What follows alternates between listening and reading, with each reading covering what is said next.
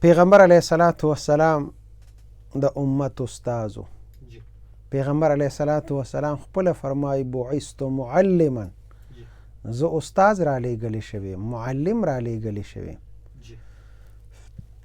قرآن کې الله پاک پیغمبر علیه الصلاة والسلام ته فرمای ای پیغمبره ته د خپلو شاګردانو سره لنت لهم ولو كنت فظا غلیظ القلب لانفضوا من حولک، دوی سره نرمي وکړه. که ته دوی سره سختی کې نو بیا به دا خلک تا نه تښتي، دا به تا نه ځي. پیغمبر علیه الصلاة والسلام به صحابه کرامو سره ډېره د شفقت او د مینې معامله کوله.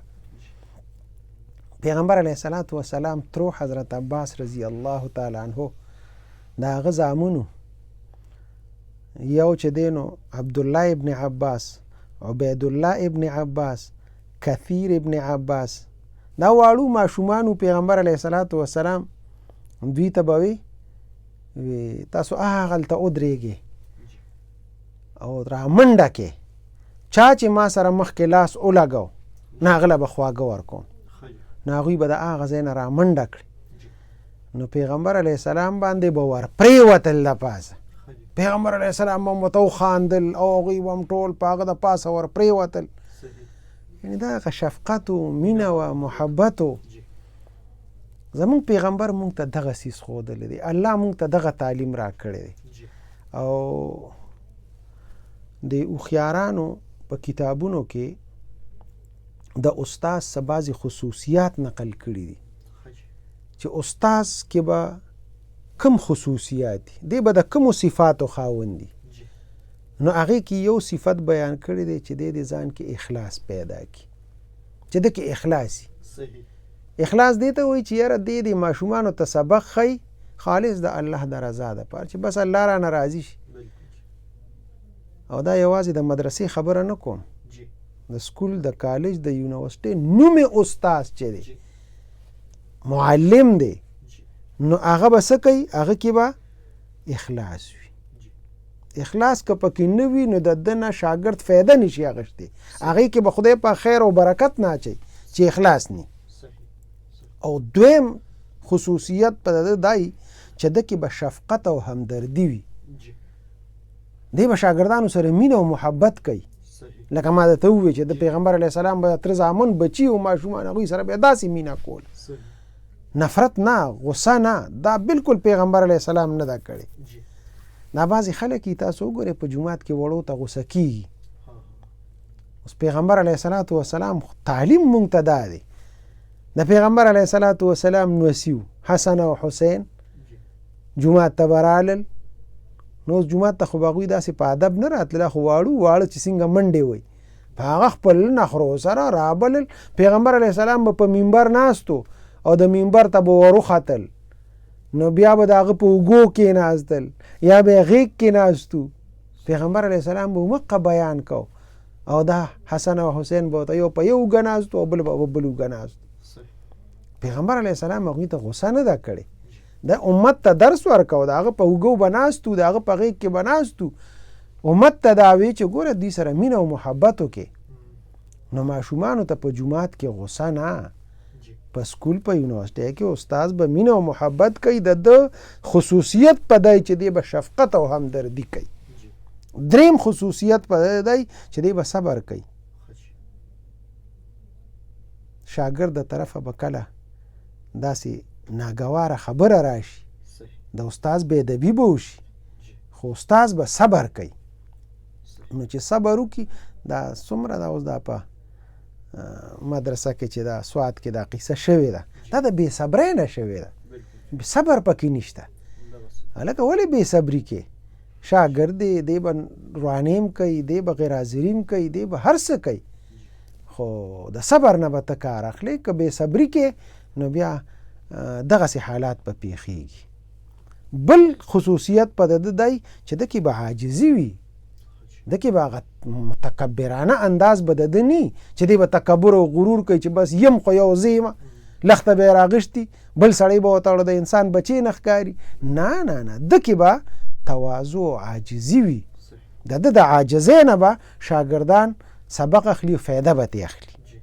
بل دا ده، یو خصوصیت یې دا دی چې په شاګردانو کې به بعضې خلک وي هغه به مالدار وي، بعضې به څه فن خاوندانی، بعضې به سوي د هغوی نه به بلکل دی مستغني ځاني حسابوي، مستغني کېږي به، د هغه مال ته به نه خوشحالېږي، د هغه هنر ته به نه خوشحالېږي. تعالی خدای پاک هر څه درکړي دي، د علم نه د تعلیم نه لوی څیز بل نشته، نه دولت دی او نه نور کسبونه دي.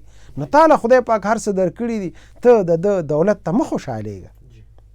او یو خصوصیت یې دا لیکلی دی چې ته به سټډي کې مطالعه به کې، او په مطالعه باندې دوام، یو شان مطالعه، دا نه چې نن تا کتابو که ته سبا به زه ګورم، نه، مسلسل چې ته شاګردانو ته کوم سبق وی چې هغه دا ټولې خبرې دا د بې علمۍ نه راځي.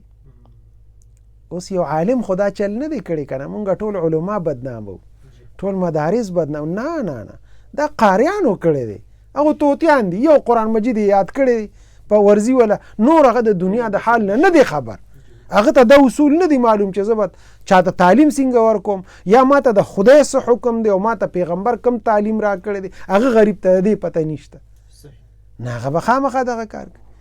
خو الحمدلله یو خدا ده چې زمونږ ټولو مدارسو او ټولو وفاقونو د هغوی مذمت کړی دی د دې خبرې، نه غواړو مونږ دا د خبره دا تصور هم نشته، دا کله کله داسې واقعات وشي. او دا یوازې مدرسه کې نه کېږي، لکه تاسو وختي وي چې مانسیره کې که چېرته سکول کې دا واقعات شوی، په دې یونیورسټو کې څه نه کېږي، په هغه کې نه کېږي، دا به راځي، دا کله کله دغسې پیښېږي، خو ډېر هغه کول یې نه دي په کار، هایلایټ کول نه دي په کار، راځي به دا وګوره مخکې خدمت ته وګوره چې یاره څوم اوس که ته یو مدرسه بنده کړي یا په مدرسو باندې پابندي ولګي، دا عقل نه دی، دا بې عقلي ده. ځکه چې دا خو کالجونو کې مونږ به ټول کالجونه هم بندو، مونږ به ټول یونیورسټۍ هم بندو، ځکه هغې کې خو نورې قیسې هم ډېرې کېږي، زناګانې هم پکې کېږي، هغې کې چې دی نو رشوت یې مغشتي شي، هغې کې چې دی نو نور ډېر آیس او نشې تماشې هم پکې ډېرې کېږي، نور ډېر لغویات پکې کېږي. نو بیا به مونږ دا بندو نه، مونږ به خپل منزل ته ګورو چې یاره خپل منزل ته ورسو. الحمدلله زمونږ په پاکستان کې د مدارسو تعداد چې دی تقریبا 18,000 دا رجسټر مدارس چې کوم دي، او د طلباو تعداد په هغې کې تقریبا 22-23 لاک طالبان په هغې کې سبق وایي. نو دا دومره، او په ټوله دنیا کې 15 میلیون حافظان دي، او په هغې کې پاکستان په اول نمبر دی، یعنی زیات حافظان چې ورکوي هغه پاکستان او جوړوي او ورکوي. د حافظانو تعداد په پاکستان کې 10 لاکه رجسټر حافظان دي، غیر رجسټر خو پرېږده. وفاق المدارس زمونږ 4 وفاق دي، په هغې کې صرف وفاق المدارس چې دی هغه یو کال 1 لاک حافظان هغوی رجسټر تیار کړي دي.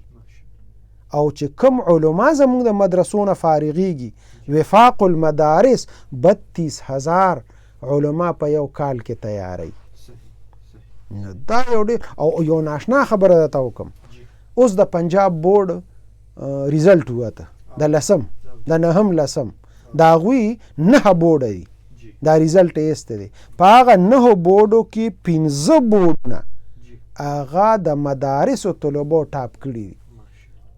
نو د مدرسو طالبان الحمدلله هغه مونږ تیار کړي دي، هغه علماء تیار کړي دي په دې مدارسو کې، هغه په مدرسه کې هم په ټاپ راځي، او هغه ستاسو په کالجونو او یونیورسټو کې هم په ټاپ راځي. ستاسو یونیورسټۍ چې ټاپ کوي هغه مولیان او طالبان ټاپ کوي.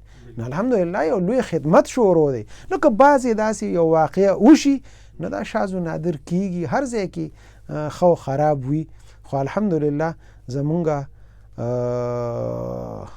خو طرف ته رجحان ډیر دی. مونږه فایده ډیره ورکو، مدارس فایده ډیره ورکوي د ملک ته، د دنیا ته. نو که داسې بعضې واقعات وشي نو دا شاذ و نادر وي، او مونږ د هغې سخت مذمت هم کوو. ټول هر سړی د هغې بد وایي چې یاره دا ښه نه دي شوي، او مونږ دا نه غواړو چې داسې دې وشي. او کم په هغې کې ملوث کسان دي په کار ده چې هغوی ته سخته سزا میلو چې بیا دپاره څوک داسې حرکتونه کړي. خو دا نه چې یاره مونږ علماو ته سپک وګورو، مونږ مدارسو ته سپکو ګورو یا په هغې باندې پابندۍ ولګو، دا چې دی نو د یو مسلمان او د یو ملک د قانون د دې اجازت نه ورکوي. صحیح بالکل. قدرمنو کتونکو اوریدونکو، تاسو د حضرت خبرې واورېدې.